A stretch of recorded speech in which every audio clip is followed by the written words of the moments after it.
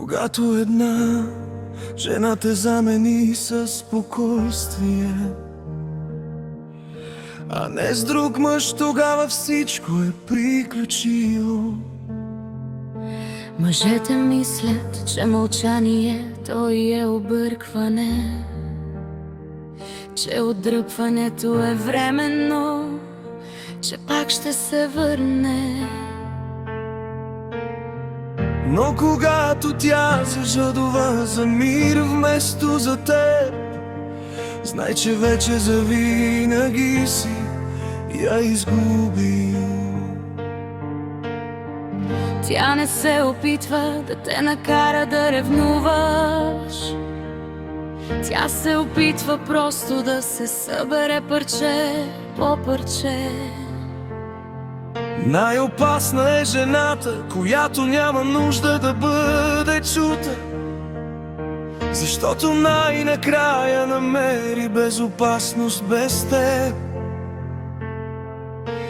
Тя те обичаше толкова дълбоко и силно, че в тази любов забрави да обича себе си.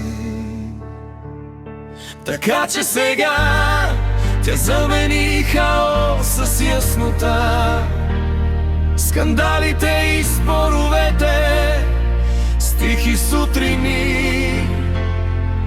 тревожността замени с дълбоки издишвания,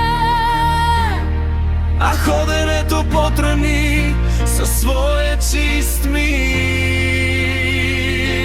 Без лъжи, без драми, без студени обиди, с дом построен само за нейното спокойствие. Умори се да моли за твоя минимум, да се съмнява в цената си, в думите ти в утрешния ден. умори се да чувства, че да те обича Означава да губи части от собствената си душа. На друг мъж можеше и да му бъде простено, тя може би щеше да плаче и да го търси. Но когато спокойствието заеме твоето празно място, разбери, душата й вече е продължила напред. И там, където отива тя, ти не си поканен.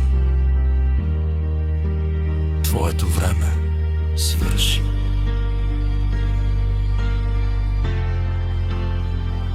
Така че сега тя замени хаос с яснота, скандалите и споровете с тихи сутрини. тревожността замени с дълбоки издишвания, А ходенето потрани със своя чист мир. Без лъжи, без драми, без студени обиди, с дом построен само за нейното спокойствие.